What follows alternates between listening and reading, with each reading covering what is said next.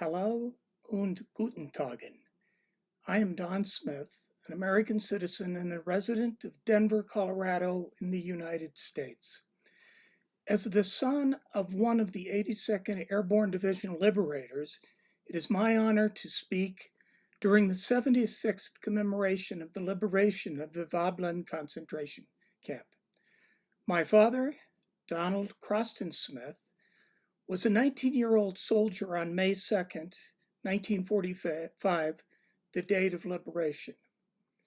On that fateful day, General James M. Gavin and the 82nd Airborne Division he commanded, as well as the U.S. 8th Infantry Division, awoke to what General Gavin described as a lovely spring morning.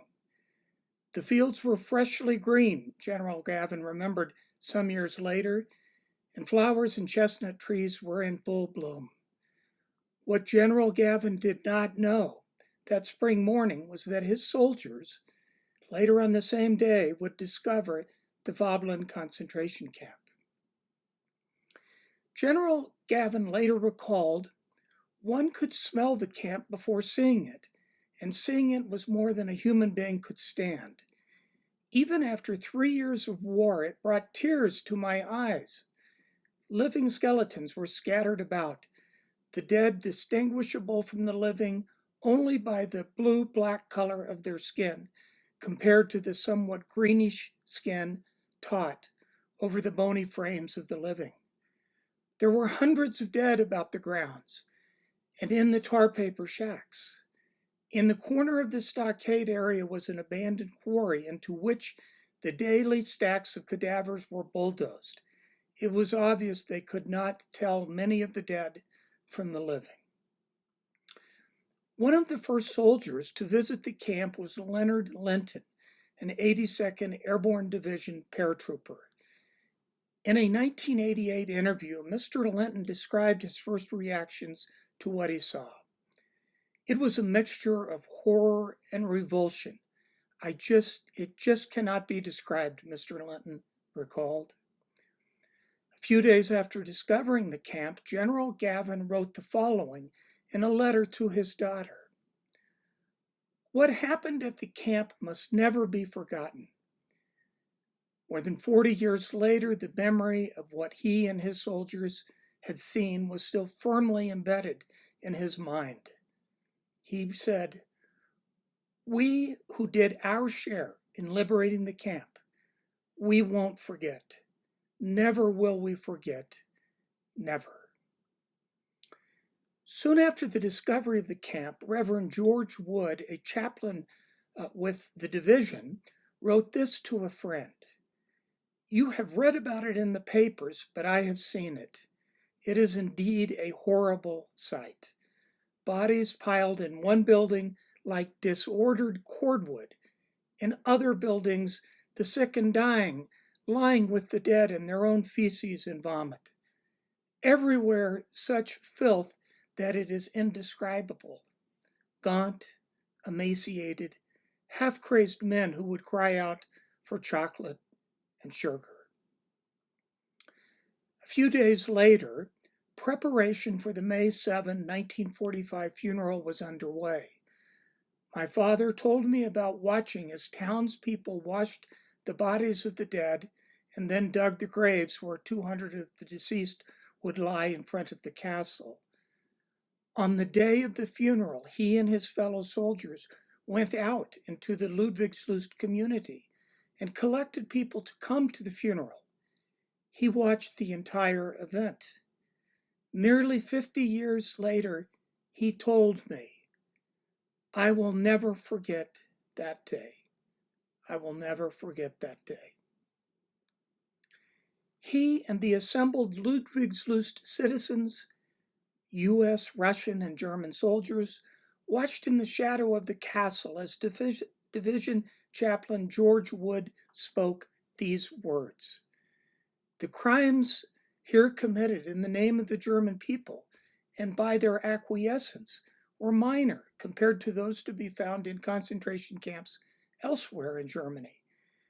Here there were no gas chambers, no crematoria, These men of Holland, Russia, Poland, Czechoslovakia, and France were simply allowed to starve. Within 4 miles of your comfortable homes, Reverend Wood said, 4,000 men were forced to live like animals, deprived even of the food you would give to your dogs. In 3 weeks, 1,000 of these men were starved to death. 800 of them were buried in pits in the nearby woods. These 200 who lie before us in these graves were found piled 4 and 5 feet high in one building and lying with the sick and dying in other buildings.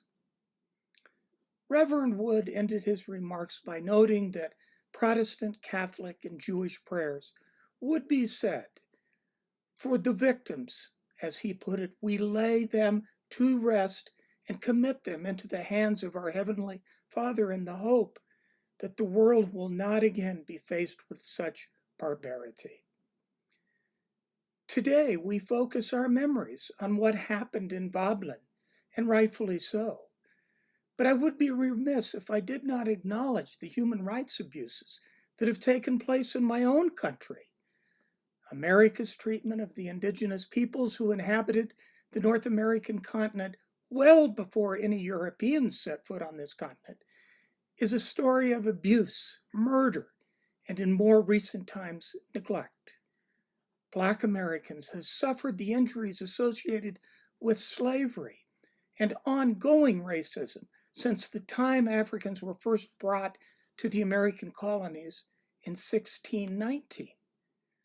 Americans of Hispanic and Asian heritage have also been targeted for abuse and ill treatment. In recent years, a former president regularly demonized what might be described as the others, those least able to defend themselves. The list could go on and on. The point is that human rights abuses know no jurisdictional boundary. They are not limited to one country or society. They are not relegated to one era in history.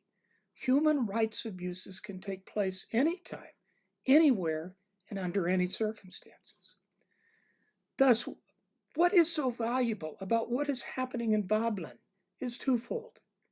First, it reminds us of the need to be ever vigilant to protect those who cannot protect themselves. And second, it also brings us together as a community that shares remembrances of the past, but also draws strength from each other to pursue a better future.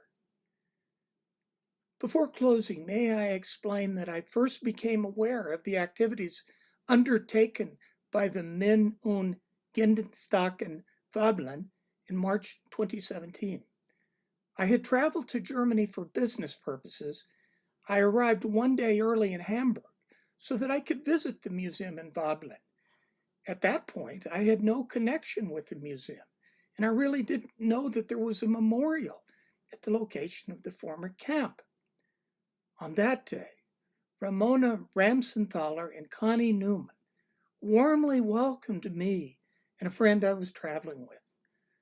Ramona and Connie spent a great deal of time with us and explained all about the memorial at the campsite. They made me feel a part of the community they have so ably established. I returned for the formal May 2nd commemorations in 2018 and 2019, and I plan to return again once it is safe to do so. For the rest of my life, part of me will always be in Wöbbelin, and I would like to think that my father's spirit accompanies me when I visit. Thank you again for the privilege of speaking and for the opportunity to explain my own family's connections to this special place. Danke.